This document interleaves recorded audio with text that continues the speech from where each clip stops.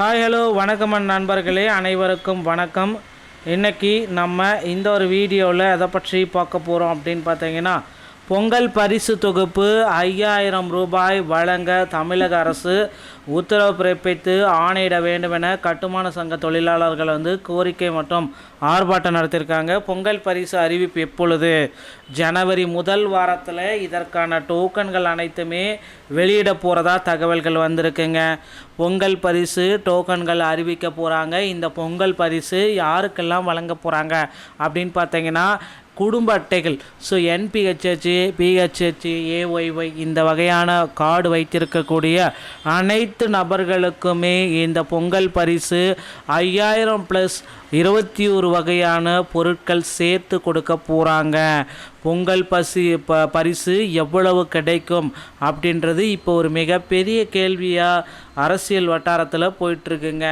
தமிழகத்தில் அரசியல் அதிக அமைச்சர்கள் எல்லாமே என்ன சொல்கிறாங்க அப்படின்னா, தமிழ்நாடு நிதித்துறைக்கு கடும் நெருக்கடி கொடுத்துருக்காங்க.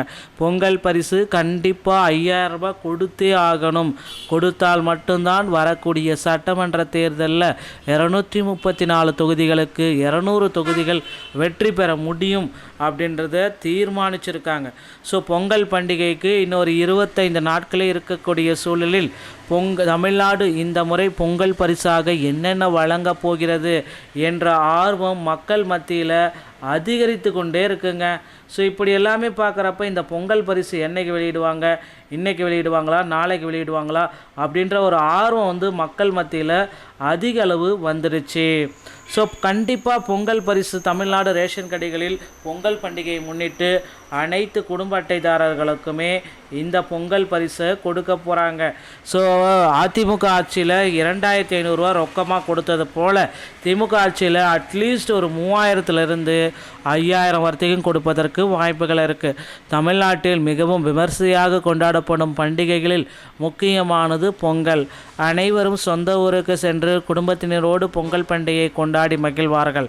பொங்கல் பண்டிகையை இன்னும் சிறப்பாக கூடிய வகையில் தமிழ்நாடு அரசு ரேஷன் கடைகள் வாயிலாக ரேஷன் அட்டைதாரர்களுக்கு பொங்கல் பரிசை வழங்க போகிறதுங்க.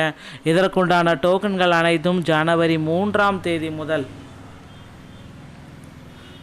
இந்த பொங்கல் பரிசுகளுடைய டோக்கன்கள் அனைத்துமே ஜனவரி 3ஆம் தேதி முதல் உங்களுக்கு கிடைத்துவிடும் அப்படின்ற மாதிரி எதிர்பார்ப்புகள் எகிரி கொண்டிருக்கிறது மக்களே.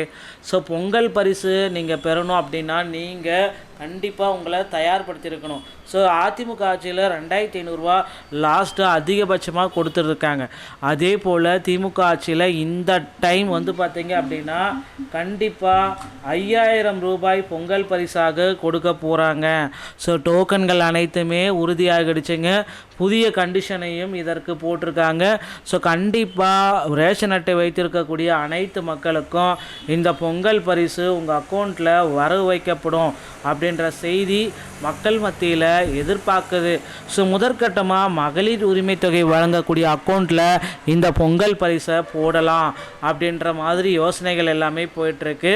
அதன் பிறகு பார்த்தீங்க அப்படின்னா எல்லோருக்குமே பொங்கல் பரிசு மகளிர் அக்கௌண்ட் இல்லைனா கூட மற்ற நபர்களுக்கும் மற்ற ரேஷன் கார்டு வைத்திருக்கும் நபர்களுக்கும் ஒரு நல்ல செய்தி என்ன அப்படின்னா 5000 ரூபாய் அவங்க அக்கௌண்ட்லேயும் போட போகிறாங்க.